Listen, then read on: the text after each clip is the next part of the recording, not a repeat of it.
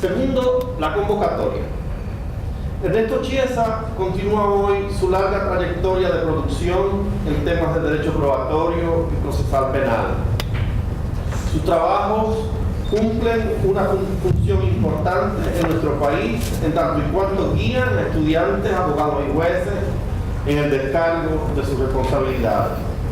Pero vistos bien, van mucho más allá. La creación jurídica es, como otras, susceptible de valoración y consumo no solo localista, sino de utilidad amplia, formal y económicamente competitiva en mercados exteriores.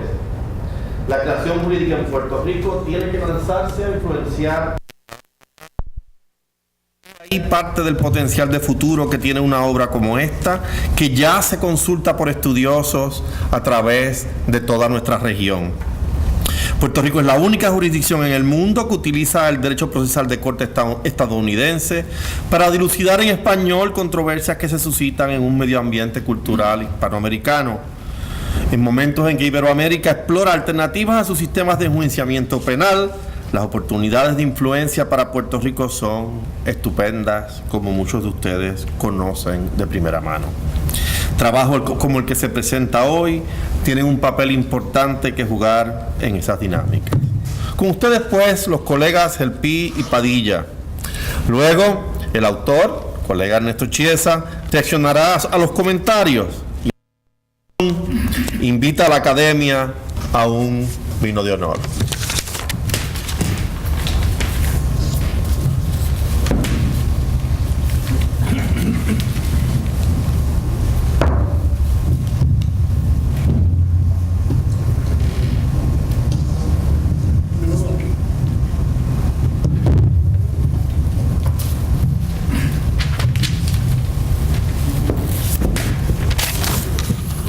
Buenas noches,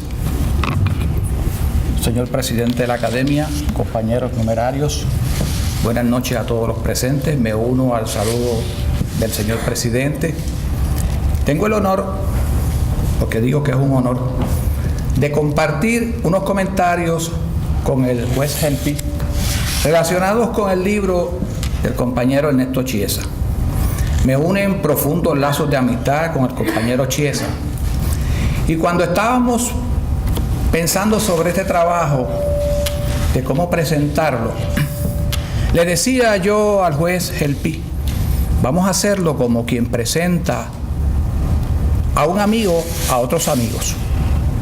Vamos a llevar el mensaje, y el primer mensaje que yo quiero llevar es, ¿por qué el libro El procedimiento criminal y la Constitución, etapa investigativa? En mi opinión, es un excelente libro y recomiendo sin ningún tipo de reserva mental para los compañeros abogados. Anoche pensaba yo y decía, ¿y por qué es bueno? ¿A qué yo le voy a decir a los compañeros abogados, jueces, fiscales, por qué este libro es excelente? Yo pude identificar 8 razones por las cuales este libro es de primer orden. La primera de esas razones es la siguiente. Este libro atiende en el procesamiento penal el asunto más importante en el encauzamiento penal. Y ese asunto es la investigación, la etapa investigativa, que es el cimiento de todo el procedimiento que culmina en un resultado. El segundo factor que pensé es, el libro tiene una característica peculiar y es que presenta normas de derecho constitucional que cubre 2 jurisdicciones. Cubre una jurisdicción que es la jurisdicción federal y cubre la jurisdicción local de Puerto Rico. La otra situación, la tercera razón, es que el libro tiene una peculiaridad, y es que el libro desarrolla mucho en la redacción, en la presentación de los temas, el método histórico. Es decir, se toman materias y se van elaborando materias donde ayuda a todos los componentes del sistema a ir entendiendo por qué en el día de hoy hay una norma y es X. Y se ve cómo esa norma ha ido evolucionando hasta llegar al momento. ¿Por qué? Tenemos muchas colecciones de libros que nos dicen, la norma es esta. ¿Y cómo llegó eso? Me recuerdo a mi profesor de finanzas que uno le preguntaba y decía, hacía así del techo y lo ponía en la pared. Y un día yo le pregunté, ¿qué es eso? Y me dice, yo lo saqué del aire y lo pongo ahí. Busca lo que está en el libro. Ese no es el método adecuado, sino el método lo hace en una forma de cronología histórica que es excelente. La otra situación, y es la siguiente, el libro, cuando va exponiendo un punto en derecho, usa mucho notas al calce. Y si está hablando, por ejemplo, de investigación de sospechosos o de entrevista a sospechosos y hay algún tema relacionado con asistencia de abogado, en una nota al calce le hace ver a usted, en el capítulo tal está este tema. Es decir, que uno tiene una referencia inmediatamente que va leyendo el tema para que vaya haciendo un análisis integral del tema que en cuestión. La otra cosa que tiene el libro, y es bien interesante, y es que desde el punto de vista de manejo del libro, esto es un libro que puede ser fácilmente utilizado en todos los foros, puede ser fácilmente llevado a la sala del tribunal, puede ser fácilmente llevado a la academia y puede ser utilizado por todos los componentes de nuestro sistema, entiéndase, jueces, fiscales, abogados de defensa e inclusive estudiantes de derecho. Pero más aún, puede ser utilizado por otros entes que realmente no son abogados. Me refiero, por ejemplo, a miembros de la policía, a miembros de ley y orden, agencias de ley y orden.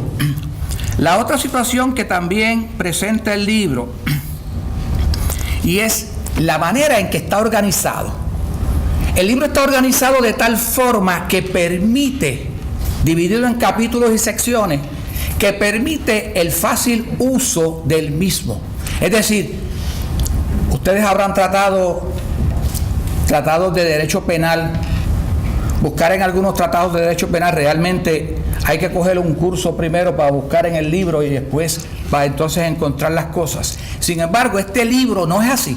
Este libro, si usted quiere buscar, por ejemplo, registros de allanamientos de confinados, te va a un capítulo y lo encuentra, y no tiene que entrar en la gama de problemas que significa buscar bajo la cuarta enmienda. Es decir, que dirige al lector, está tan bien organizado que dirige al lector al área que sea de interés en ese momento. También está publicado en una forma muy peculiar y está publicado cubriendo 4 capítulos fundamentales. Cuando yo lo leía, que lo uso y le saco mucho provecho, afloró a mi mente una reunión que una vez yo leí sobre una reunión que ocurrió cuando Bill Clinton era presidente. Cuando Bill Clinton era presidente, se reunió con muchos literatos de Sudamérica y de Estados Unidos en una cena. Y entre los miembros de esa reunión estaba Gabriel García Márquez, el Gabo. Y resulta que le preguntan al presidente que qué libro estaba leyendo. Y el presidente le dijo, un libro.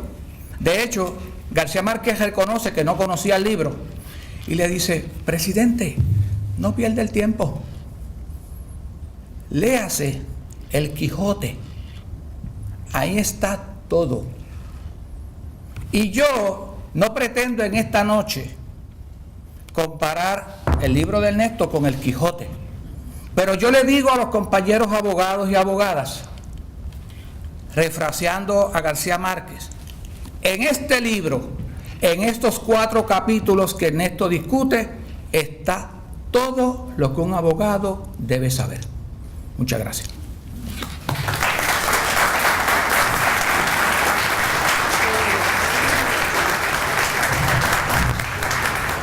Pues muy buenas noches a todos. Me uno al saludo protocolar. Y Harry, obviamente postura, le gusta estar parado en el tribunal. Yo estoy acostumbrado a estar sentado, así que si no le molesta que nadie, pues me dejo sentado. Antes que nada, gracias al profesor Chiesa por esta invitación de que yo presentara el libro, y también a la academia.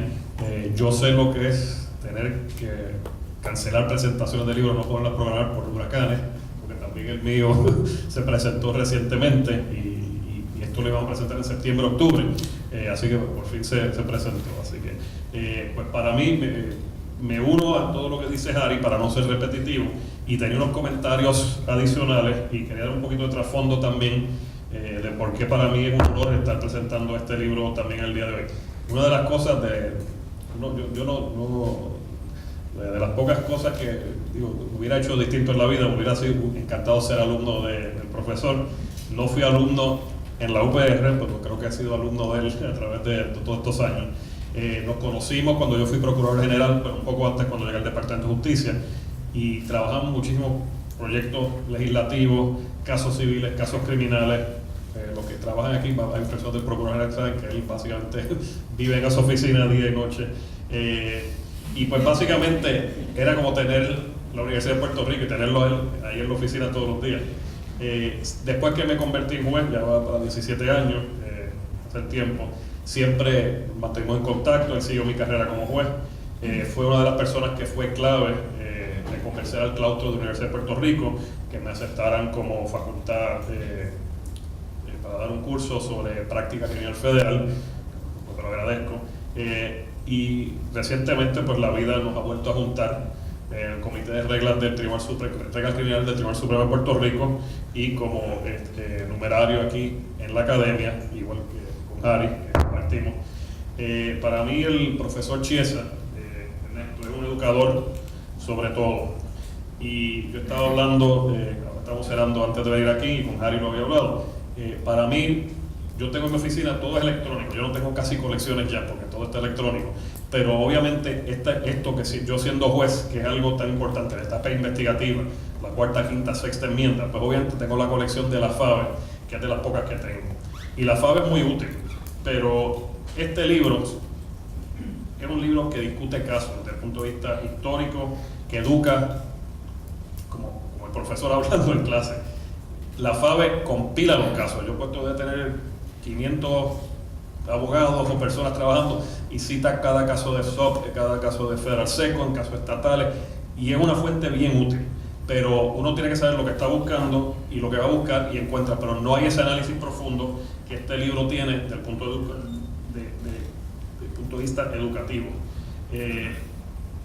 Y el libro no es estático, sino es básicamente como estar en una clase de derecho de esas que uno dice que no quiero que se acabe.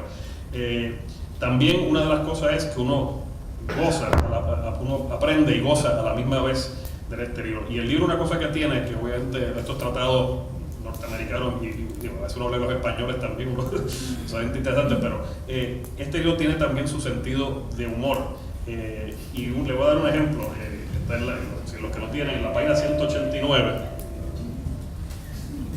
el chinito. Pues esa sección del libro, y esto lo puedo ver después, es la identificación de sospechosos o imputados. Y en la página 198 nos dice Ernesto, por ejemplo, le voy a leer un poquito aquí. Así, en un asalto de un banco en el que los clientes se han obligado a tirarse al piso y a no mirar la escena, la percepción de esas personas de lo que está ocurriendo es muy precaria. La situación se complica cuando entran en juego elementos de raza. Digamos que un chinito me asalta y creo que puedo identificarlo, pero cuando me presentan 5 chinitos en una rueda de detenidos, ya no estoy tan confiado. Y esos son ejemplos que en un salón de clase todos sabemos, son bien útiles, porque uno le da el chinito aquí y todo el mundo que está aquí, cuando hay fiscales, hay jueces, cuando volvamos a hablar de la rueda de detención, vamos a pensar en el chinito. Y esos ejemplos yo creo que son bien interesantes porque nos hacen reír, pero a la misma vez nos dan como un sabor a lo que estamos discutiendo en el libro. Para mí como juez, este libro es súper valioso. Y especialmente no solo juez federal, porque es un libro que, aunque está escrito en español y habla de Puerto Rico, todo lo que el libro habla, los temas en la cuarta, la quinta y la sexta enmienda de la Carta de Derechos, viene de la Constitución Federal. Esto aplica tanto en Puerto Rico, la mayoría de los temas, como en la Corte Federal. Y todo aplica en la Corte Federal. Puerto Rico a veces, vamos a discutir ahorita, tiene una factura más ancha o hay ciertas protecciones que quizás no aplican, pero es un libro que tanto a jueces estatales, jueces federales, les sirve y es facilísimo de leer y comprender. Yo y Harry, cuando empezamos quizás como hace 3 semanas, ya lo habíamos leído un poco por encima, pero empezamos, esto fue entre un sábado y domingo. Yo le decía, me voy a leer un capítulo y la semana te escribo de los otros, empezamos. Y yo creo que ese fin de semana nos volvimos a leer el libro entero, yo creo entre sábado y domingo otra vez, haciéndonos los comentarios. Es fácil de leer, es súper valioso. Yo creo que en cualquier oficina, ya sea uno trabaja en el Procurador General, trabaje uno en la Fiscalía, abogados de defensa, que oriente en el Tribunal Supremo, que juez, los oficiales jurídicos, esto es súper valioso. Yo creo que este libro también está escrito y está hecho que para hasta personas que no han estudiado Derecho pueden entenderlo.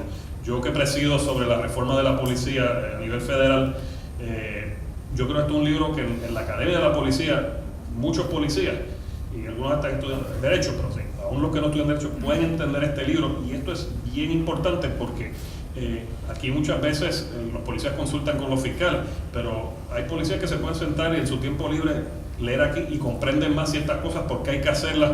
A veces los policías están, pero ¿por qué el fiscal no me llevó el caso? Y esta persona se merecía que la arrestáramos, el peso de la ley, y el fiscal pues también conoce. Así que es un libro que yo creo que los policías pueden entender, funcionarios. Creo también un libro que en las cárceles debe estar, los mismos presos a veces preguntan, ¿por qué me ha pasado esto? Esto lo entiende un preso. Así que yo creo que es un libro que es muy importante en ese aspecto. Está escrito para Puerto Rico, pero Puerto Rico, como está en la esfera federal, pues aplica en ambas jurisdicciones. Y yo creo que son pocos los libros.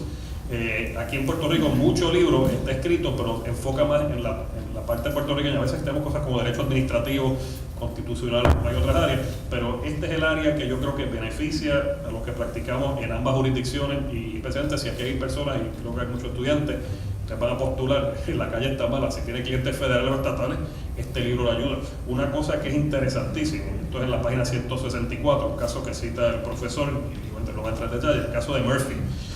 Y ese caso habla que si por ejemplo usted tiene un cliente y le consigue inmunidad a nivel de Puerto Rico, esa inmunidad aplica a nivel federal. Cuando se le consigue federal, aplica en Puerto Rico. Y eso es algo que yo digo, yo no me acordaba de eso, me acuerdo ahora y lo tengo claro. Y los que son abogados, y lo mismo los fiscales, tienen que tener ese tipo de conceptos presentes. Y como digo, esto tiene unas lecciones súper valiosas, un libro tendrá 400 y pico de páginas, pero se lo pueden leer en pocas horas. Así que esos son mis comentarios iniciales, así que paso el batón a Harry. Nos hemos dividido esto más tipo coloquio, para que sea un poquito más, en vez de cada uno hablar 30 minutos, vamos a dividirnos los temas. Me perdonan que lo haga de pie, pero el juez tiene razón. Yo siempre tengo tanto respeto por el tribunal, que siempre decido. Yo no sé qué me pasaría a mí si tengo que postular y tengo un problema en una pierna que no me pueda parar. Porque yo creo que él duerme parado. Sí, porque yo siempre prefiero postular, creo que siempre lo hago en deferencia al tribunal. Bien, en esta segunda etapa, yo le voy a explicar a ustedes, bien sencillito, cómo está distribuido el libro. Vamos a empezar con el título del libro. El título del libro se llama Procedimiento Criminal y la Constitución. Pero cuando uno lo ve así, si uno ve la carátula, uno dice, ¿y qué constitución se refiere? El contenido del libro ve que es claramente la Constitución de los Estados Unidos y la Constitución de Puerto Rico. No menciona, yo no encontré, solamente 2 menciones, una a Oregón y otra a Luisiana, que ahorita le diré por qué. Y por consiguiente, tenemos que es un libro que cubre tanto, como decía el juez Elpi, estas 2 constituciones. Básicamente, el derecho del acusado, enmienda 15, sexta, enmienda 14, y Puerto Rico, artículo sección 11.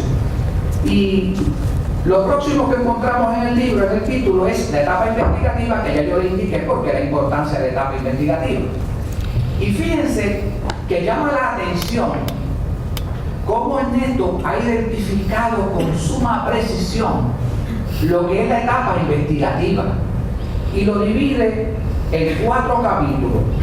Lo divide en interrogatorio de testigos y sospechosos, que es el capítulo número 2. Fíjense, testigos y sospechosos son 2 cosas distintas. En el próximo capítulo, que es el capítulo 3, derecho contra la autoincriminación, que es un capítulo particular. Después pasa, fíjense, estas 2 etapas son las etapas propiamente de la policía investigando. Y viene el tercer capítulo, el 4º capítulo, viene y cubre la identificación de, oigan esto, sospechosos o imputados. Son 2 cosas distintas. Es decir, ahorita vamos a discutir ese tema, pero es una cosa una persona sospechosa y otra cosa es una persona imputada. Y entiéndase imputado en el amplio término de denunciado o acusado. Que ahí el término genérico que siempre tanta controversia nos da en la comisión de reglas redactando por ese tema. Y lo próximo, el 5º capítulo, es registros, detenciones e incautaciones. En otras palabras, 4ª enmienda y artículo 2, sección 10. Sin embargo, yo me di a la tarea y lo estaba discutiendo con el juez Gelpi, que cuando cogemos el libro y lo vamos cotejando, y como mi método siempre lleva los términos matemáticos, el libro tiene un primer capítulo, que ese es la fuente del derecho procesal penal, que es el análisis inicial. Y estos capítulos, el capítulo 2, 3 y 4, todos esos capítulos, ustedes los dividen y si los cuantifican van a encontrar que el capítulo más extenso es el 5º capítulo, el de registros y allanamientos. Y yo computé más o menos aproximadamente en promedio, y tiene el 56% del libro es registros y allanamientos. El 6.9% es identificación de sospechosos. El 15% es autoincriminación y el 4.25% son el otro capítulo. Es decir, el grueso de este libro cubre las 4 fases más importantes, y yo diría las únicas 4 fases donde está cimentada la investigación del encauzamiento penal. Es decir, el libro está bien concebido. Obviamente esto nos deja un sabor. ¿Y cuál es el sabor? Que yo estoy esperando la segunda parte, que es la etapa adjudicativa, que ya el Ernesto se supone que la esté terminando para finales de año, estimo yo, o el próximo, porque realmente esta es la etapa que comienza con la investigación. Bien, para ahora le voy a dejar con ustedes al juez Gelpi, que le va a tocar ya del capítulo 1 específicamente el tema de la incorporación. Bueno, antes de entrar a ese tema, hacer un pequeño comentario de lo que dijo Harry, y es verdad, el grueso del libro toca sobre registro de allanamientos y la 4ª enmienda de la Carta de Derechos. Y yo creo que esto no es coincidencia, porque los que aquí somos jueces y vemos casos criminales, son abogados, son fiscales. La mayoría, por lo menos en mi experiencia, yo cuestiones de 6ª enmienda, de 5ª enmienda, no las veo, pero no es con esa frecuencia. El pan y la mantequilla de los casos, obviamente los casos federales, 98.5 terminan en alegaciones, pero a veces una vista de supresión, pero yo creo que eso también se debe que hay más jurisprudencia y hay mucho más temas, y es el grueso de lo que como jueces cuando vemos vistas, si no estamos viendo un juicio o sentencia, que es lo más que vemos, eso es el grueso, así que eso comentario. Bueno, el libro, una de las cosas que empieza a hablar es de la teoría de incorporación de la Carta de Derechos, y la teoría que el Tribunal Supremo de Estados Unidos ha acogido. Originalmente la Carta de Derechos no aplicaba a los estados ni a los ciudadanos de los estados sobre el gobierno federal actuando, pero a través de los años se empezaron a incorporar, y cuando hablo de teoría de incorporación no es como incorporación territorial, esa es otra, eso no tiene que ver, son 2 tipos de incorporación. Así que no se confundan, no quiero confundir. Y si me voy en la tangente, que el tema que me gusta tampoco es a propósito, pero el Tribunal Supremo, especialmente con el caso de McDonald's, que fue cuando sobre la segunda enmienda, el derecho de portar armas, pues aplicó eso a los estados y lo aplicó al Distrito de Columbia también primero. Pero esa incorporación selectiva porque fue poco a poco cogiendo los derechos de la Carta de Derechos y aplicándolos a los estados. Así que el ciudadano contra el estado podía invocar ese derecho. Y básicamente casi todos los derechos de la Carta de Derechos han sido aplicados a los estados. Hay uno en particular que aplica una diferencia bien crasa si uno ve un caso federal o estatal, y el derecho a gran jurado. Todas las acusaciones de delito grave en el Tribunal Federal tiene que haber una acusación de gran jurado. Y ahí esa etapa investigativa del abogado de defensa no participa en nada, todavía no es abogado de defensa porque se está investigando, pero ese derecho a gran jurado no aplica.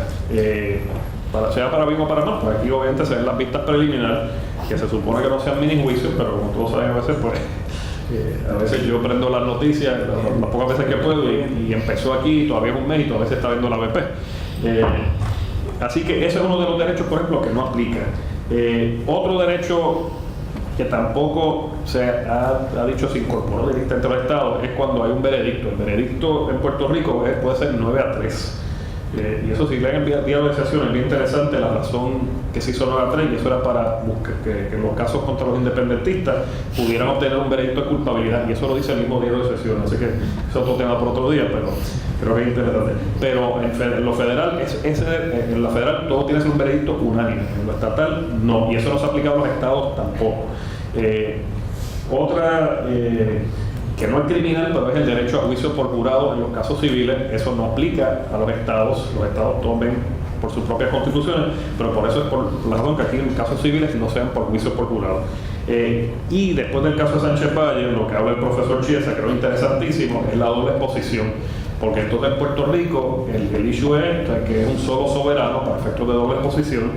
Les adelanto que por lo menos a nivel del circuito hay como 3 casos que será por culpa mía o yo los decidí, bien decidido o mal decidido, o sujeto a que me revoquen o me confirmen, pero ese issue está subiendo mucho en la Corte Federal. Uno de los que yo apliqué Sánchez Valle fue una supresión estatal, se apeló al apelativo, no fue el Supremo, no es una supresión final, el caso es final, y después con esa misma prueba la traen al Tribunal Federal.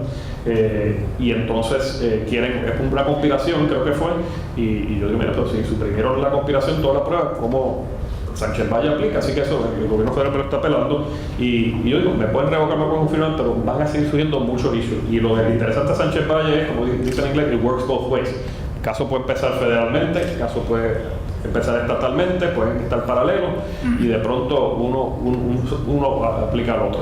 Así que eso es la teoría de la incorporación, y como digo, después de Sánchez Valle, yo creo que en Puerto Rico tenemos, para el abogado de defensa, a veces puede ser el paraíso de los issues constitucionales. Yo cuando fui defensor público federal, muchas veces lo único que tenía un argumento constitucional porque el cliente estaba frito.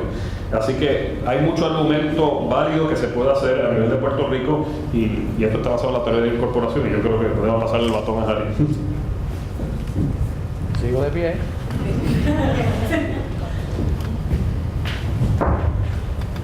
Corresponde otro tema que surge de ese capítulo, y me estoy refiriendo al capítulo 1, que es sumamente interesante. Nadie debe dejar de leer el capítulo 1, por lo menos, nadie. Sea abogado o no sea abogada, o sea abogada.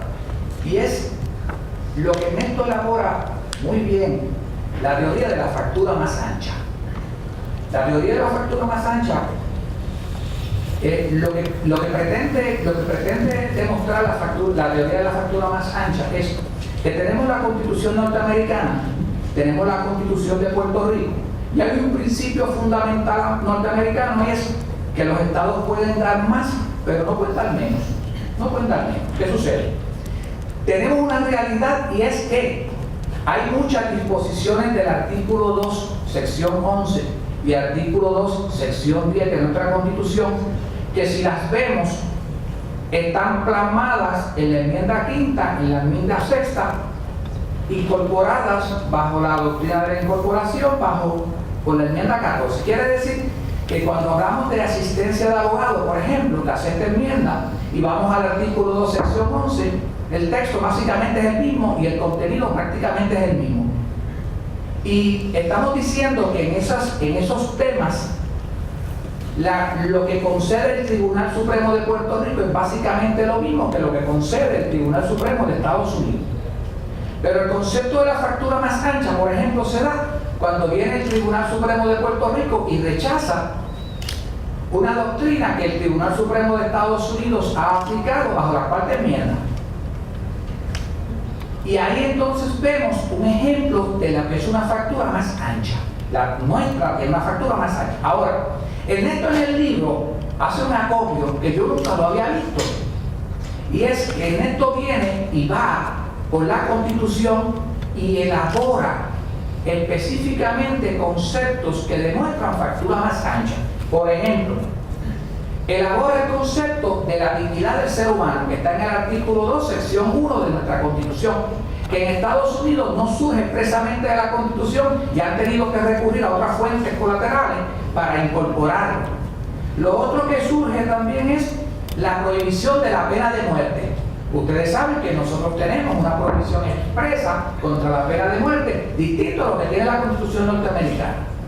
También examina el compañero Chiesa el encarcelamiento por deuda. Nadie encuentra en la Constitución norteamericana el principio que prohíbe el encarcelamiento por deuda. También encuentra el concepto de la fianza. Es decir, ustedes saben que nosotros tenemos un concepto de fianza muy superior a lo que tiene el sistema norteamericano y tenemos un concepto que yo digo que es el concepto más sólido que tiene nuestra Constitución, porque ya ha pasado por 2 plebiscitos y ha sobrevivido. Es decir, que ese lo han reforzado en 2 ocasiones. La otra cosa que encuentra es el concepto de la detención preventiva, que es otro concepto que no lo tenemos en la Constitución norteamericana. También tenemos otro concepto que y estoy refiriéndome a cosas que Ernesto identifica, por ejemplo, que ustedes saben que en la Constitución norteamericana no está como tal el principio del derecho a la intimidad. Y eso se desarrolló por una serie de casos que se desarrollaron a nivel de familia, se desarrollaron a nivel de matrimonio y a nivel de divorcio, de aborto y un sinnúmero de temas relacionados que se elaboró. Pero nosotros tenemos el artículo 2, sección 8 y tenemos el artículo 2, sección 1, es decir, y sección 10. Lo que yo le digo a ustedes y les invito a que lean ese capítulo, porque van a encontrar en ese capítulo una elaboración bien sistemática de lo que realmente existe, lo que nosotros como pueblo llamamos una fractura más ancha. Y esa fractura más ancha surge esas 2 vías. Es decir, por un momento dado el Tribunal Supremo de Puerto Rico apartándose de doctrinas norteamericanas, dando más. El ejemplo es bajo la cuarta enmienda. Y otra cosa es el Tribunal Supremo de nosotros interpretando disposiciones que en Estados Unidos se ha tenido que recurrir a un sinnúmero de ir y venir y buscar y opiniones y la dignidad y tratar de buscarla. Y aquí, sencilla y llanamente, la encontramos en una cláusula de la Constitución. Ahora, Ernesto hace un análisis que a mí me encanta. Y es el siguiente. Es lo que él llama el balance de los derechos. ¿Por qué digo esto? Porque el balance de los derechos, él lo simplifica. Y en esto yo tenemos muchas diferencias, porque yo sé a veces que él escribe en contra de gatos míos. Yo lo sé. No lo firma, pero yo lo sé. Pero al César lo que es del César. Él nunca lo firma, pero yo lo leo y yo sé que mira, está escribiendo. ¿Qué sucede? Él hace un balance y él dice, fíjense una cosa, que cuando el Tribunal Supremo de Puerto Rico tiene la facultad, cuando tiene 2 derechos en pugna, a buscar un balance y tratar de que uno, pues a veces prevalece sobre el otro. Y el ejemplo de esto es el vocero versus ELA. En el vocero versus ELA, el Tribunal Supremo de Puerto Rico, por la juez Navera, viene y entra en pugna el derecho de la prensa a estar cubriendo los medios, los procesos, y a la misma vez el derecho a la intimidad, y chocan esos dos derechos. Y aquí se resolvió que ¿cuál prevalecía el derecho a la intimidad, la trayectoria que tenemos del derecho a la intimidad y la trayectoria que teníamos de la regla 23. ¿Y qué sucede? El vocero fue al Supremo de Estados Unidos, y el Supremo de Estados Unidos tenía la misma controversia. Sin embargo, el Supremo de Estados Unidos el balance lo hizo al revés. Digo, no. Bajo la doctrina constitucional vigente aquí, en este tribunal, lo que va a prevalecer es el derecho de la prensa. ¿Por qué? La explicación que dio es ¿por qué? Porque el derecho a la prensa, conforme a la doctrina de Puerto Rico, la regla 23 es muy parecida a la regla 23, a la regla de California, y en la regla de California es casi un juicio, y por consiguiente, en ese caso el Supremo dijo que prevalecía el derecho de la prensa. Y yo digo, Ernesto hace un análisis sobre ese concepto magistral. Así que con eso termino mi participación en esta etapa. Y bueno, si a mí me permite, voy a hacer un señalamiento, ya que me cogió lo de Oscar versus Luciana y Apodaca. Porque hay una parte en ese libro, en la página 31, que es una frase, pero que si ustedes la leen, tienen un hondo contenido, y dice así: los precedentes judiciales pueden ser revocados por la Corte que los estableció o por la Asamblea Legislativa, si el precedente no tiene rango constitucional. Fíjense, eso yo digo que es una frase de hondo contenido. ¿Por qué? Porque imagínense ustedes que la Asamblea Legislativa, vamos a poner el Congreso, y esto se dio en Estados Unidos en un momento dado, el Congreso, cuando se resolvió sobre la presunción de inocencia, hubo movimientos en el Congreso para achicar ese dictamen, e inmediatamente surgieron voces que dijeron: no, eso es un derecho constitucional creado, no lo puedes reducir. Y esa frase lo que significa es que una vez que un tribunal supremo crea o hace un precedente de estirpe constitucional, la Asamblea Legislativa no lo puede revocar. Con esto dejo entonces al compañero Sí, bueno, nos estamos usurpando un poco lo que nos habíamos dividido, pero yo creo que está fluyendo. Quería hacer dos comentarios. Esto que habla Harry, de que los precedentes judiciales pueden ser revocados por la Corte que lo estableció o por la Asamblea Legislativa si el precedente no tiene rango constitucional. Así que es bien interesante, porque si es derecho constitucional, la Asamblea no puede hacer nada. Interesantemente, esto nosotros los jueces lo escuchamos mucho en las conferencias judiciales que vamos, pero y esto lo habla mucho el profesor Chemerinsky, y él siempre dice que los tribunales supremos de los estados y el Tribunal Supremo Estatal, incluido el de Puerto Rico, son unos laboratorios de casos de cuarta, quinta, sexta enmienda. Y eso es la verdad, porque si usted va, la gran mayoría de estos casos, Miranda, yo diría, más de la mitad de los casos aquí, que son el estándar de derecho federal constitucional, vinieron de los estados. Mapp versus Ohio, un montón. Y un ejemplo es el caso de Sánchez Valle. Eso sí, lo que establece el Tribunal Supremo de Puerto Rico, igual que otros estados, si es derecho constitucional federal, el Tribunal Supremo de Estados Unidos, hago una aclaración, sí podría revocar eso, que eso o podía confirmarlo, porque vamos a suponer el caso de Sánchez Valle, el Tribunal Supremo de Estados Unidos pudo haber resuelto, digo, obviamente no fue una opinión 7-2, pero imagínense que hubiera sido al revés y revocaban el Tribunal Supremo de Puerto Rico, y eso ha pasado. También eso ocurrió en el caso de las vistas preliminares, que también fue del vocero hace 20 años, que tenían que ser abiertas al público. Así que siempre el Tribunal Supremo, si es una cuestión de derecho federal, puede tener la última voz por encima del Tribunal Estatal. Obviamente, si el Tribunal Supremo de Puerto Rico decide como cuestión de derecho autóctono constitucional, a veces con una factura más ancha, el Tribunal Supremo posiblemente no puede entrar en ese issue. Eso, quería comentar eso sobre ese tema. Quería hacer otro comentario sobre la factura más ancha y esas protecciones. Yo siempre he dicho y le digo a mis estudiantes que la Constitución de Puerto Rico es de las constituciones más avant-garde del mundo, cuando en el 52 yo creo que era la número 1, muchas otras se han copiado, han ido más allá, pero sí, estoy de acuerdo que pues provee esa factura más ancha. Y ejemplo, no sé cómo se dice en español, el curtilage, que aquí en Puerto Rico el curtilage, yo creo que hay un poco más factura más ancha. ¿Saben lo que es el curtilage? También el standing. A veces aquí en Puerto Rico una persona para suprimir puede tener más standing que a nivel federal. Harry dio otro ejemplo que lo vemos bien distinto en corte federal, corte estatal. La prohibición de pena de muerte, la fianza, la detención preventiva. Yo ahora mismo, por ejemplo, con todos estos casos del huracán María, pues, lo mismo con Irma, tenemos todos los presos federales en un momento se fueron a Mississippi y están en la cárcel federal allí. Llegan literalmente los que están detenidos más de 6 meses.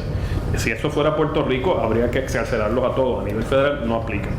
Esto mismo aplica, lo que voy a hablar ahora, hablan todos los estados. Y una de las cosas, y esto es más desde el punto de vista práctico, y lo que yo sé que Olga Castellón aquí, que es fiscal federal, lo sabe, muchas de estas cosas es interesante si uno llega al Tribunal de Puerto Rico, pero como verán muchas veces, cuando hay casos que son los casos más feos o que la Constitución de Puerto Rico, el resultado pues no va a ser favorece a Lela por estas protecciones.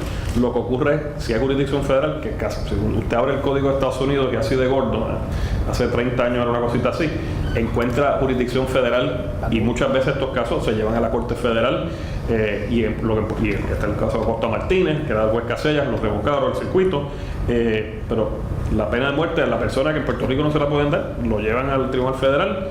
Y la Constitución de Puerto Rico no aplica. Así que esa factura, y como digo, el gobierno de Puerto Rico, y esto lo hacen todos los gobiernos, en Massachusetts también, el caso de los muchachos, sobrevivió uno, del maratón de Boston, a nivel estatal de Massachusetts no hay pena de muerte.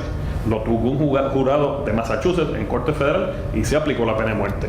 Y lo mismo en la fianza, muchos de estos casos, y hay una razón, porque la Constitución cuando se escribió no había el problema de gangas que hay, no había el problema de delincuencia que hay. Yo creo que la filosofía es, mira, mejor soltar a una persona culpable que a una persona inocente.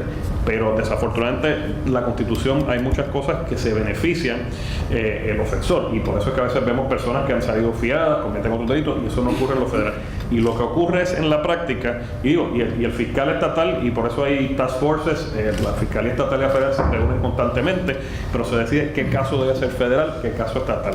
Esto no lo digo como crítica, porque ocurre en todos los estados, pero sí es una crítica, porque en cierto modo tenemos una Constitución que protege más, pero hay maneras de judicialmente burlarse o evadir esas protecciones, y eso lo hago como un comentario. Pero si usted está o sea, como digo, depende si está federal o estatal, y antes a veces usted tenía un caso estatal y tenía el federal, y lo detenían en el federal porque el estatal no lo podían detener más de 6 meses, y eso ocurría. Obviamente con Sánchez Valle pues hay otros temas, pero eso es algo también que de yo leer el libro pues me pone a pensar, y como digo, quería comentar eso. Así que creo que hemos tocado el capítulo 1, Harry, no sé si debemos empezar con el 2 entonces. No, me quedaría bueno. En este.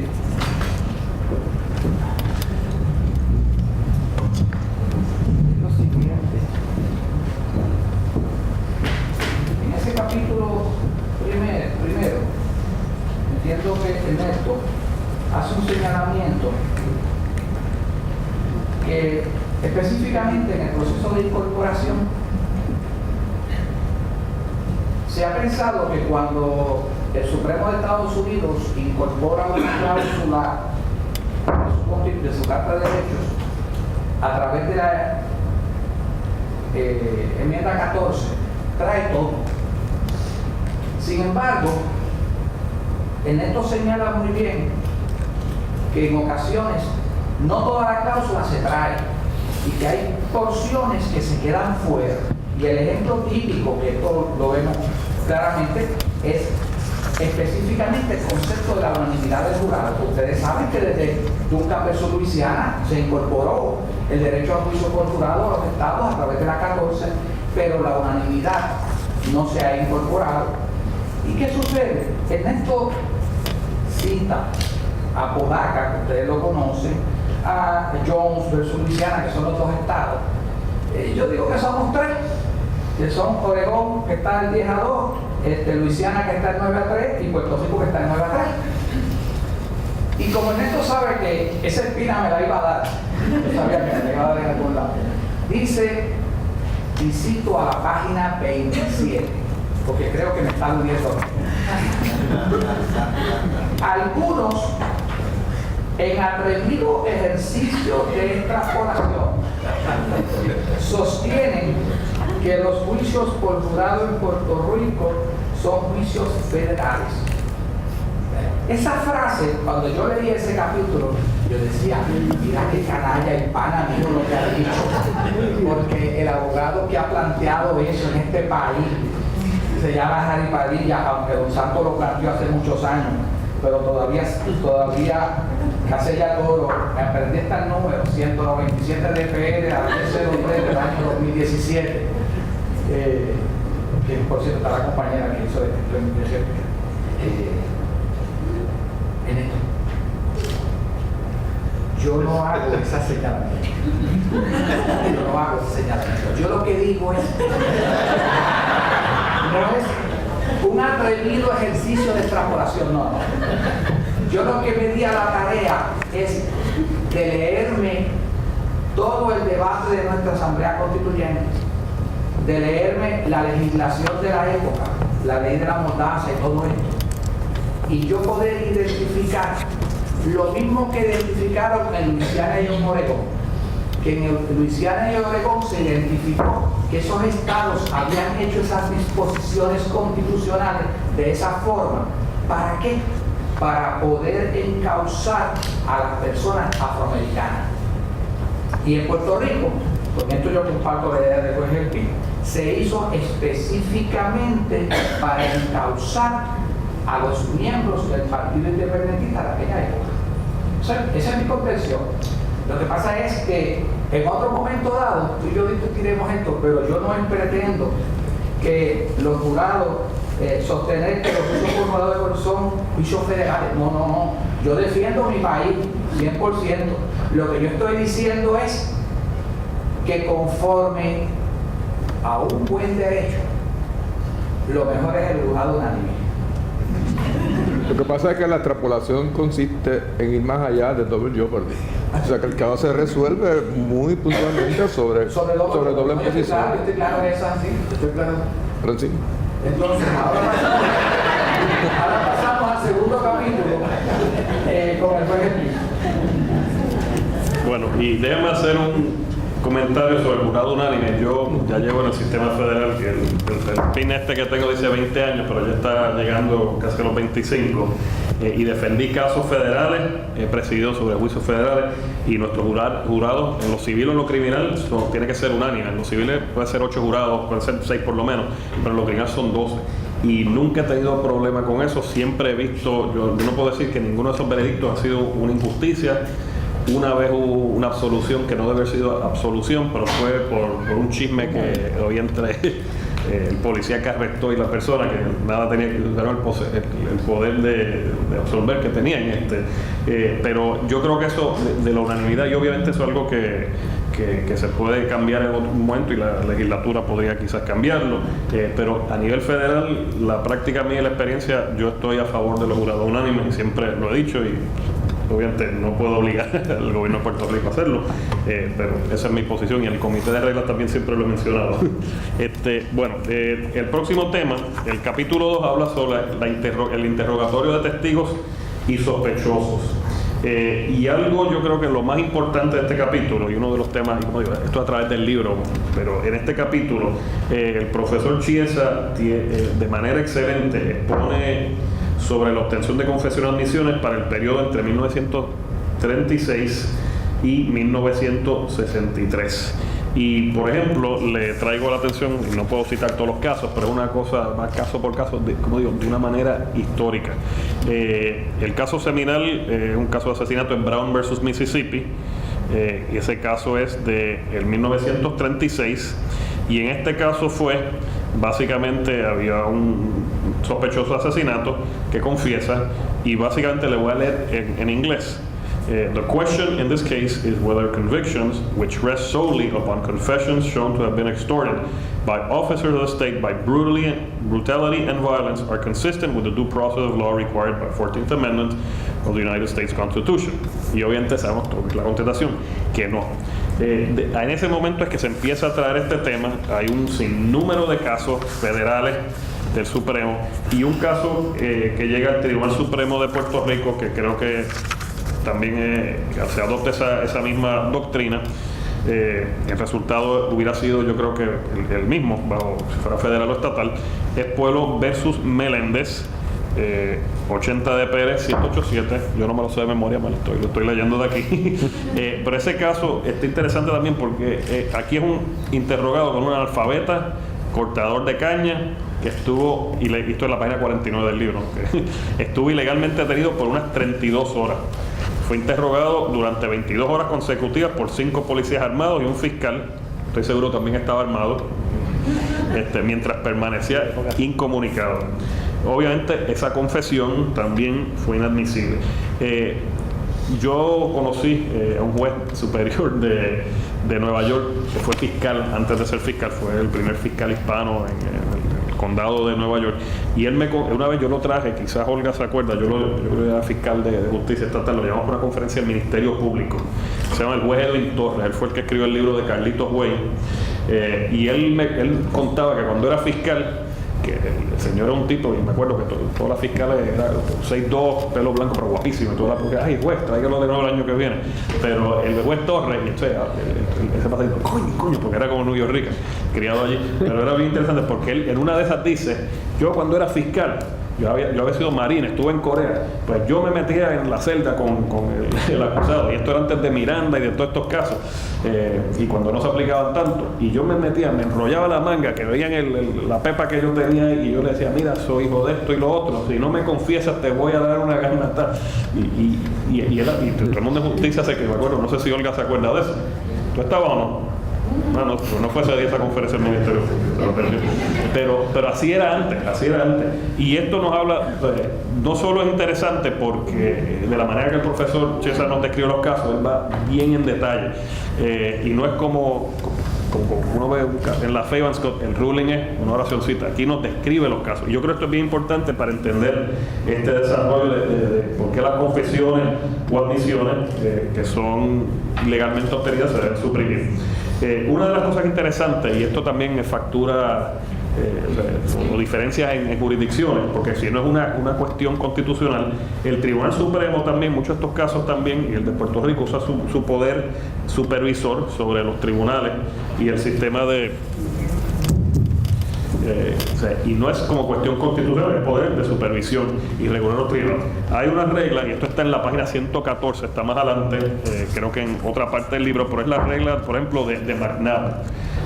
Y la regla de McNabb es una regla federal de un caso de 1943, y el profesor habla de esa regla. Igual un poquito aquí, bajo su poder de supervisión sobre la administración de los procedimientos criminales en las Cortes Federales, la Corte Suprema de Estados Unidos desarrolló una norma de inadmisibilidad de una confesión obtenida durante el periodo de dilación irrazonable en conducir al arrestado ante un magistrado. Y esta norma está en el Código de Estados Unidos también, se encuentra, y esta es bien importante porque a nivel federal, si creo que pasan más de 6 o 8 horas y no ha llevado un magistrado, digo, hay razones para veces que se puede hacer una embarcación en alto mar que no lo pueden llevar, pero básicamente si pasa en ese número de horas, se presume, ya hay una presunción que básicamente no debe ser admisible. Esa regla no aplica per se, y como dice el profesor Chiesa, no aplica en Puerto Rico, pero son ejemplos de cómo los tribunales, no solo como cuestión constitucional, pero también como su poder de supervisión, pueden básicamente resolver estas cuestiones o dictaminar cómo una confesión debe ser para poderse aceptar que sea libre, voluntaria y no el resultado de coacción o intimidación, o lo mismo, si ocurre demasiado tiempo, pues entonces puede haber esa presunción de que no debe ser admisible. Así que le paso el micrófono a Harry. En este tema de este capítulo hay una situación muy peculiar, y es que ustedes saben que nuestro Tribunal Supremo en este tema, específicamente interrogatorio de testigos y sospechosos, ha mantenido la misma trayectoria que el Tribunal Supremo de Estados Unidos. Aquí no podemos decir que aquí hay factura más ancha, no, aquí se ha seguido al pie de la letra la doctrina constitucional federal. Esa es idéntica. Sin embargo, hay que ver lo importante de esta situación y es cuál. Este principio del interrogatorio de testigos y que se busca que sea un interrogatorio, como yo digo, de buena fe, honesto, lo que viene tiene un cimiento más fuerte todavía, y el cimiento que tiene es que lo que realmente la doctrina constitucional dice es, mire, hay que hacer una distinción entre el sistema de justicia penal que Estados Unidos tiene, democrático, a un sistema inquisitorial. Y esta es la gran diferencia de los dos sistemas. Pero hay una situación adicional, y es que Ernesto discute en su libro si una confesión que se obtiene mediando actuaciones contrarias a derecho, pero realmente el contenido de la confesión es cierta. Es decir, acusan a Pepe de matar a Juan. El policía lo amenaza, le hace bien fácil, le saca una confesión poniendo una pistola en la boca. Me dices si fuiste tú o no fuiste tú, o ahora esto se termina. Y realmente Pepe fue el que mató a Juan. Eso es la verdad. Pero esa confesión obtenida bajo ese método, la doctrina dice, no se acepta. Pero Ernesto hace un señalamiento en su libro que es la más de interesante, y le voy a leer de la página 46, y dice lo siguiente: que probablemente la confesión no corresponda a la verdad no es el fundamento para no admitirla. El fundamento es el método usado para su obtención. Ahí estamos bien. Sin embargo, añade, a mi juicio, esto está desenfocado. Es decir, esto está desenfocado porque yo me abrogo el decir que conozco a Ernesto por muchos años que hemos dialogado, y Ernesto es de los profesores que creen en lo que se llama truth finding, en la búsqueda de la verdad. Y ese concepto de búsqueda de la verdad está al traste con la doctrina que está vigente hoy día, en el sentido de que independientemente de que sea cierto o no sea, de que sea cierta la admisión o la manifestación o el reconocimiento del acto, yo a veces pregunto si Ernesto lo que quiere decir es, y eso lo hablaremos después él y yo, porque él no sabe lo que nosotros íbamos a hablar hoy aquí, si esto lo que quiere decir es que lo importante es si es cierto o no es cierto. Porque por eso es que dice, a mi juicio esto está algo desenfocado, y dice, una cosa es la verdad o falsedad de lo confesado, otra cosa es la confiabilidad de la confesión.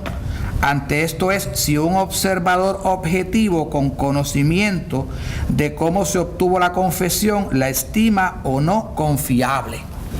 Yo lo que pienso es que independientemente de los méritos del contenido, en el siglo XXI, en nuestro país, ni ninguna persona, ni un país que piense un sistema democrático, se puede promover, se puede permitir, se puede fomentar de alguna forma que se usen métodos del siglo V.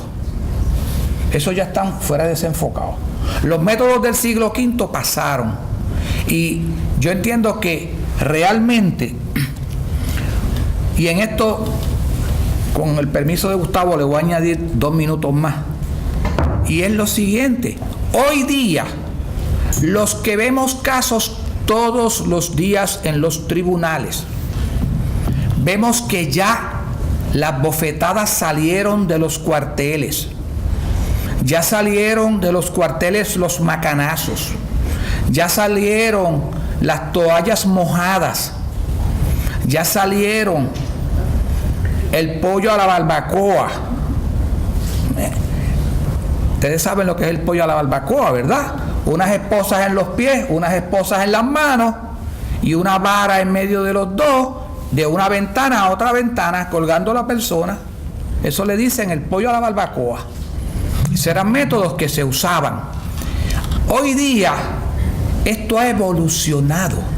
Este capítulo va a tener que evolucionar, y yo espero que se den de cuenta en algún momento que ya el método de interrogatorio ha evolucionado ¿a qué? Yo puedo identificar 4 cosas.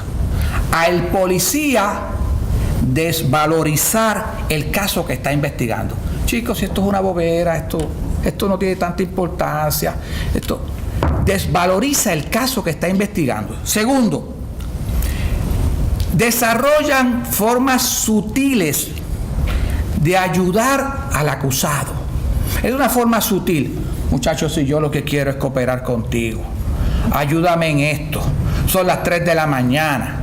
Vámonos para casa, para tu casa. Yo me voy para casa. Yo llamo al fiscal, lo sometemos mañana, bregamos con esto. Formas sutiles. La otra cosa, el llevar el mensaje de que yo estoy aquí, este es mi trabajo, chico. Yo no quiero fastidiarte a ti. Yo lo que quiero es hacer mi trabajo. Pero tú sabes otra cosa que hay el cuarto elemento, el decir, chico, coopera conmigo, tú sabes que yo tengo un supervisor allá que me está fastidiando. Yo tengo que responderle a un supervisor. Es decir, señores, el proceso de interrogatorio de sospechosos hoy día, no esperen encontrar una paliza. Esperen encontrar unos métodos sofisticados, civilizados, para obtener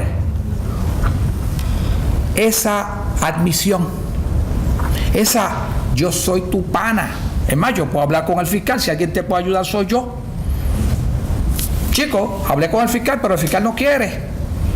Es decir, esos métodos, este capítulo es excelente, pero va a tener que evolucionar en un momento dado para atender esa situación. Claro está, el capítulo comprende conceptos de el interrogatorio y los métodos subjetivos para cómo llegar a obtener una admisión o una confesión.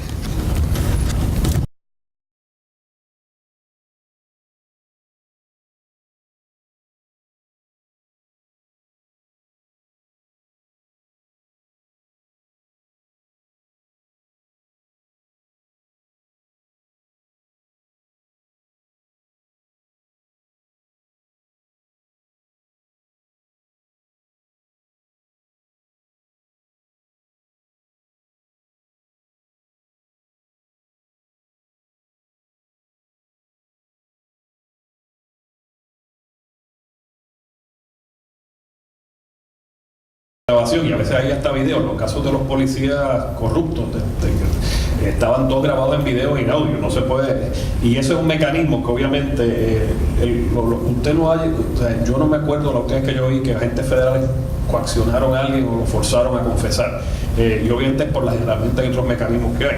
Lo mismo, los agentes federales arrestan a una persona en menos de 6 horas, la llevan a la oficina, le hacen el booking, se sientan, le leen las advertencias, y obtienen una confesión o no lo obtienen. Mi experiencia es que cuando son primeros ofensores, todo el mundo confiesa. Es como cuando somos chiquitos y le damos 10 pesos en la billetera a nuestros padres y nos cogen y primero uno mete un embuste, pues sí, fui yo y uno pues acaba confesando. Y, los que tienen experiencia criminal, pues, y es la segunda tercera, no, yo quiero abogado. Lo otro también es interesante, el Tribunal Supremo de Estados Unidos ha avalado que los oficiales federales, los agentes, pueden mentirle para sacarle una confesión o de la verdad. Por ejemplo, yo puedo estar aquí y no sé por qué yo soy el oficial y ellos dos cometieron un delito y Chiesa sale y digo, oye Harry, tú sabes que Chiesa ya confesó y te involucró en esto y lo otro, ¿sabes qué?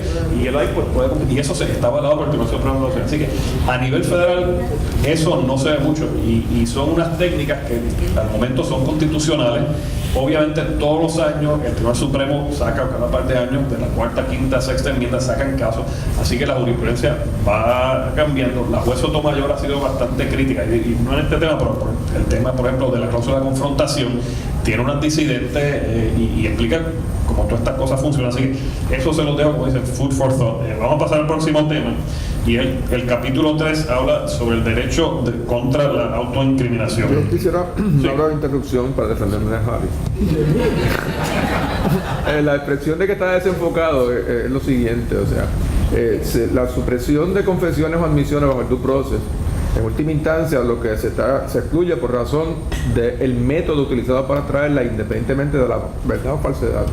Cuando yo digo que está desenfocado, es que el vínculo con el concepto de confiabilidad, lo que yo digo ahí es que un observador ex ante, o sea, cuando una persona confiesa, yo no sé si con lo confesó va a ser verdadero o falso, pero un observador que está viendo lo que pasa y los golpes que dan la policía, tiene dudas sobre la confiabilidad de esa, la cuestión es si no es cierto o falso lo que confesó. Es como un observador que está viendo el espectáculo va a estimar que no es confiable por el método o sea que estoy de acuerdo con suprimirla por el método. De hecho, que en 1944, en el caso de Ashcroft versus Tennessee, la Corte Suprema lo dice, mira, independientemente de la verdad o la falsedad, dice America will not have that kind of government. Lo dice expresamente, es decir, es una condena a los métodos. Pero no es que esté en contravención con la verdad o la falsedad, es que aún desde el punto de vista de confiabilidad, un observador que está viendo ese cuadro dice, no le presta confianza porque lo ha visto dándole golpes, amenazándolo, te quito los golpes si no confiesa, qué sé yo cuánto. Bueno, nada, eso es una... O sea que estoy de acuerdo con la exclusión de la confesión. Okay, pues el capítulo 3 es el derecho contra la autoincriminación. Y una de las cosas que hace el profesor Chiesa es que él explica la diferencia entre los textos de la quinta enmienda y del artículo 2, sección 11 de la Constitución nuestra. La cláusula federal, digo, la cláusula, obviamente, ambas constituciones dicen que nadie será obligado a incriminarse mediante su propio testimonio. Eso lo dicen las dos constituciones. La federal guarda silencio, pero por jurisprudencia no se puede inferir que la persona que guarda silencio por permanecer callado, eso puede usarse en su contra. Es una instrucción que le damos siempre a los jurados y los jueces estatales también. Pero la Constitución de Puerto Rico va más allá y esa prohibición está expresamente puesta en nuestra Constitución. Así que voy a pasar el batón nuevamente a Harry, pero creo que si leen, eso es la página 119, al principio del capítulo 3, ese recuento, como digo, está puesto de una manera muy académica, como si uno estuviera en una clase, y explica la importancia de, como digo, el resultado de las dos constituciones es exactamente lo mismo, lo único que la de Puerto Rico es mucho más expresa para situaciones como esta. Así que Harry, tu turno. Siguiendo la línea del juez Helpi, a mí me llama la atención cuando se examina esto y es de lo avanzada de nuestra Constitución. Fíjense, ¿por qué digo esto? Como dijo el juez Helpi, cuando vemos la enmienda quinta y el artículo de sección 11 establecen esa frase, pero la nuestra le añade lo del silencio.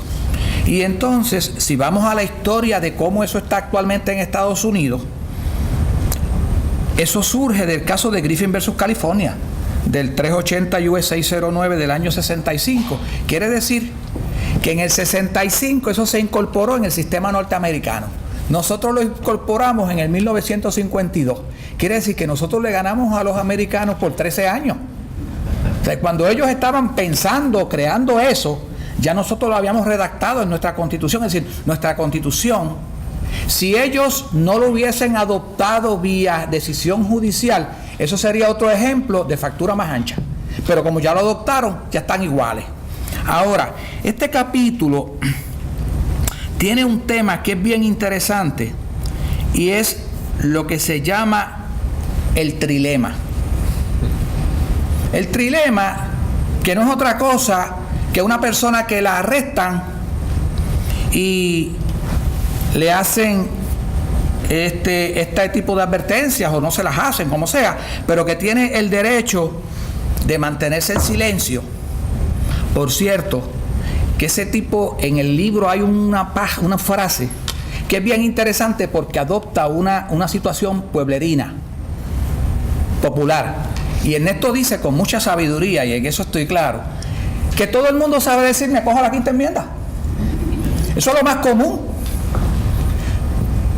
Y todo el mundo con mucha frecuencia dice, me cojo la quinta enmienda. Es más, esto lo oye uno hasta en los barrios, en los cafetines, en las panaderías, en todos sitios, porque esto es bien común. Ahora, ¿qué es lo que explica Ernesto con el trilema? Mire, esto lo que significa es que si el policía le pregunta a usted y usted decide decir la verdad, se está incriminando. ¿Lo mataste? Si contesta que sí, se está declarando en contra de él. Si le dice no, está mintiendo. Y si le dice me quedo callado, está incumpliendo una orden. Pues por consiguiente, el principio principio de la regla lo que viene a decir es no pongamos al ciudadano en esa disyuntiva. Y por consiguiente es que está el principio. Ahora, a mí me preocupa, yo no creo que son 3 conceptos. Yo creo que son 4 conceptos. ¿Por qué yo digo que son 4 conceptos? Porque el primer concepto que recoge Ernesto, que es lo que recoge la jurisprudencia, tanto federal como de Puerto Rico, se refiere al primer concepto que dice, yo le pregunto a Gené, ¿cogiste los 20 pesos? Y esa contestación de él, si los cogió y me dice sí, se está incriminando. Pero si René no los cogió, ese primer principio parte de la base de que el acto se cometió. ¿Me explico? Es decir, el principio parte, el trilema parte de la base de que el ciudadano se puede mantener en silencio, se ampara en su quinta enmienda, porque si contesta va a declarar en su contra. Y va a declarar en su contra porque lo que va a admitir es la comisión del delito. Pero si el ciudadano no cometió el delito, es decir, se le está preguntando al inocente. Yo pienso que esa regla tiene que ser 4, porque tiene que partir de la base que el ciudadano no tiene que cooperar con el proceso investigativo de la policía. Es decir, el policía me pregunta, ¿usted cogió el lápiz? Él no sabe si sí o si no. Si yo digo sí y lo cogí, me estoy incriminando. Pero si yo digo no y realmente no lo cogí, ¿él me lo creerá? ¿Él parará la investigación? ¿Él la va a parar con mi testimonio? ¿Él la va a parar? No. Por consiguiente, si él no la va a parar, como yo he visto que nunca las paran, porque pueden estar seguros que mis clientes dirían, yo no fui, eso no es mío. Y sin embargo, por eso es que yo señalo que debe ser 4. ¿Por qué? Porque debe de tener el principio aquella posibilidad de que el ciudadano no viene llamado a cooperar, pero tampoco a entorpecer el proceso investigativo del Estado. Es decir, ¿y qué es lo que hace esto? Yo creo que esto lo que tiene es un principio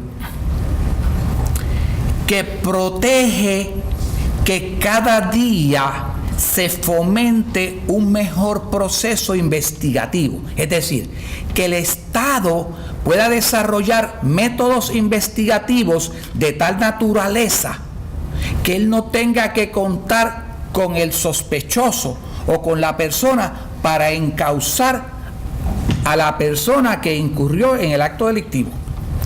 Pero de todas formas, independientemente de eso, el análisis que hace Ernesto sobre este tema es excelente y en esto tengo que felicitarlo.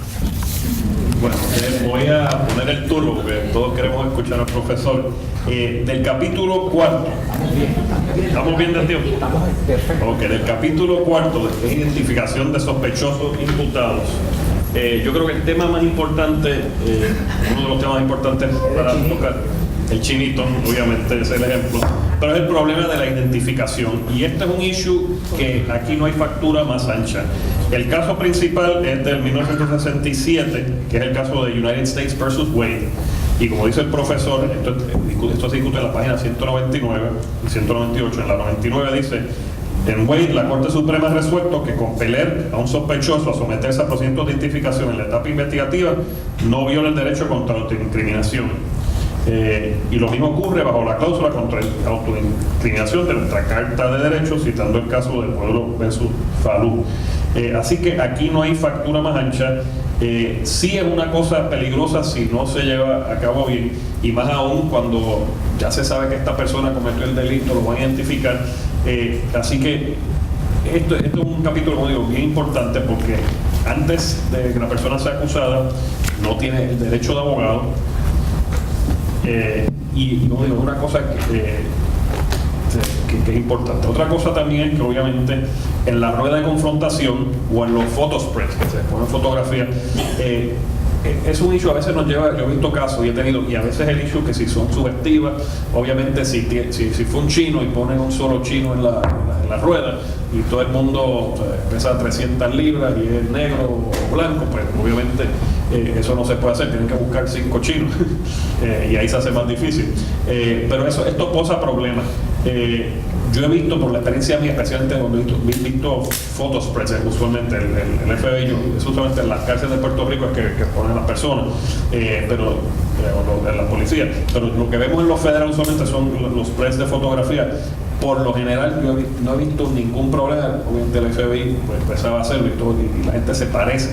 Obviamente, otro issue importante que levanta el libro, esto es la página 205, es el caso de Stovall, que es cuando uno coge una sola fotografía y se le enseña a la víctima: este fue, y eso no se puede hacer. Así que esto aplica todo a nivel de Puerto Rico, igual que a nivel federal. Así que, Harry, no sé qué comentar. Este capítulo no es tan largo, el capítulo más corto es el más largo es el próximo, así que no sé qué comentarios tienes sobre este tema. Déjame hacer un comentario. Cortito. Sí, bien corto. Bien corto, porque aquí voy a sacar un voto tuyo. A los miembros de la Comisión de Procedimiento Criminal, oigan esto.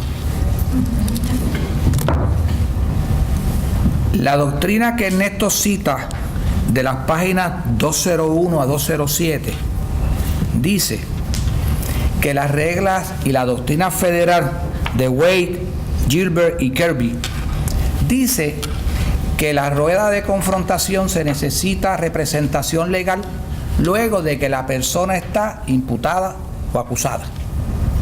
Sin embargo, se ha negado a dar representación legal en una etapa anterior. Ernesto, en la página 206, dice, y criticando ese Estado de Derecho, dice: no me parece persuasivo la opinión de la Corte de Kirby. La fundamentación de Wade poco o nada tiene que ver con el momento en que se celebra la rueda. La fundamentación tiene que ver con la necesidad de asistencia de abogado de la rueda. Tiene razón los 3 jueces disidentes. Quiere decir que la posición de Ernesto, Ana Paulina, cuando tengamos que votar la semana que viene, dice Ernesto, nuestra regla 252.1 dice específicamente que el derecho a asistencia de abogado en el proceso de identificación existe, se garantiza luego de que se ha iniciado el procedimiento, o sea, hay una denuncia o una acusación. Ese es el Estado de Derecho. Algunos en la comisión creemos que debe extenderse ese derecho antes. Es decir, aquella persona que la llaman, mira, va a haber un line-up mañana, y él dice, ¿puedo llevar mi abogado? Sí. No. Es decir, esa regla, conforme a como Néstor, que yo comparto la idea de Néstor, que la disidente es mejor en esos 3 casos, en Kirby y Wade, la realidad es que el derecho a asistencia de abogado debe estar cubierto en esa etapa, independientemente del momento histórico en que esté. Pues yo tengo derecho a asistencia de abogado, y si tengo ese derecho y me lo vas a reconocer, pues entonces tengo que esperar primero que me acusen, o que me denuncien, o que me arresten y me fijen una fianza para entonces ejercerlo. Eso es lo que hace que promueve que ese tipo de método, una vez que haya la determinación de causa, no se utilice. Se desalienta el uso una vez que hay la determinación de causa. Por consiguiente, yo creo que Puerto Rico debe seguir la recomendación de Ernesto y aquí incorporar ese principio a nuestras reglas. Bueno, brevemente sobre ese tema, Ari, yo no voy a estar en esa reunión porque tengo un viaje, pero daré mi proxy y tienes que convencer unos cuantos miembros, pero si no tienes la suerte en que tienes los votos, pues también siempre en tu práctica le puedes argumentar al Tribunal Supremo, ahí necesitas 5 votos por lo menos, que el Supremo puede extender la factura más ancha para ese tema. Así que si pierdes la batalla la semana que viene, no has perdido la guerra. Así que vamos a pasar al último capítulo, que es el capítulo 5, que es el de registros, detenciones e incautaciones. Y si ven aquí lo que no tienen el libro, esto es el capítulo 5, que es la mitad del libro. No le cogen tanto miedo, lo que pasa es que, como mencioné antes, registros, detenciones, incautaciones, la cuarta enmienda, pues es un tema importantísimo y hay un montón de jurisprudencia a nivel federal y a nivel de Puerto Rico. Hay issues que la factura es más ancha. Por ejemplo, a nivel federal, como mencioné, nosotros podemos admitir grabaciones, interceptaciones electrónicas. A nivel estatal no. Otro issue también que está mencionado, y como digo, esto podemos estar en una clase de semana, es el issue de los Terry stops. A nivel federal, nosotros a cada rato tenemos un montón de casos de Terry stops, y Terry stops por la Policía de Puerto Rico, que por ser armas, usualmente la gran mayoría, pero lo llevan a nivel federal. Y esos son, por ejemplo, 2 ejemplos, ya otros ejemplos pero esto es en el ámbito de registro de detención e incautaciones. Hay otras áreas que el estándar es lo mismo. Puerto Rico no tiene una factura más ancha, y un ejemplo que se habla en el libro también es eso mismo es, pero era el de Terry. Así que yo creo que todos conocemos este tema, todos los que somos abogados, profesores, fiscales, jueces.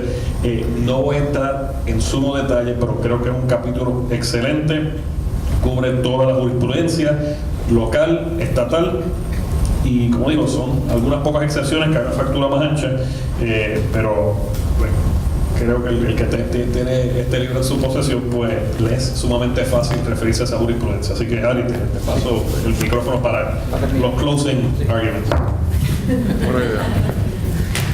En este voy a hacer 2 comentarios.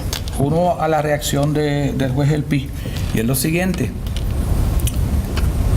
Aquí se usa en Puerto Rico la teoría de que cuando el Supremo de Puerto Rico no ha aceptado Terry, pues se envía a la jurisdicción federal. Miren, eso es excelente. Eso es excelente. Cada vez que yo tengo un cliente que lo cogen con un revólver por allá en el Barrio Corozo, yo juego a Dios que se lo lleven para la Corte Federal. ¿Por qué? Porque el 5.04 de la ley estatal tiene un mínimo de 5 años, una mediana de 10 y una máxima creo que de 20. Y si por casualidad le dio un empujón a la esposa, que está mezcladito con una ley 54, le aplican el 7.03 y se le duplican las penas, el 5 a 10, el 10 a 20 y el 20 a 40.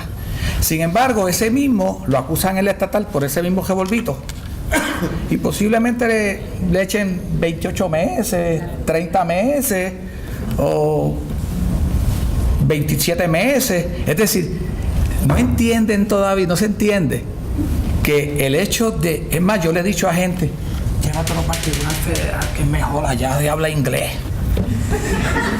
Y me dice, licenciado, no puedo hacer eso, pero... Y enseguida llaman a ATF. Mi licenciado, me lo tengo que llevar. y se lo llevan, y lo que en Mayagüez le hubieran echado 10 años, acá le están echando 28 meses. Es decir, que menos hasta de la mínima, menos de la mínima. El otro comentario que voy a hacer es el siguiente. El capítulo de Ernesto de registro de allanamientos tiene una virtud muy peculiar, y es lo bien hecho que está, y lo bien detallado que está, y lo bien particularizado que está. Por consiguiente, yo creo que ningún abogado postulante de derecho penal, ningún juez de una sala penal o ningún juez de algún sitio que atienda procedimiento criminal donde tenga que bregar o trabajar con la doctrina de registro de allanamiento debe faltarle ese libro. Eso es una herramienta, eso es como el carpintero que tiene un martillo, porque esa es la forma sencilla, rápida de buscar la información sobre un tema particular. Resto decir, Ernesto, el país realmente tiene que estar agradecido contigo por esa obra. La profesión jurídica tiene que estar agradecida por esa obra. Todos te lo agradecemos, pero sí te exigimos que escribas la fase adjudicativa.